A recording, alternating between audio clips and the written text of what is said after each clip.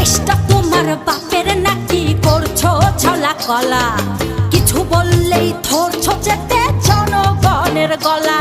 ও দেশটা তোমার বাপের নাকি করছো ছলা কলা।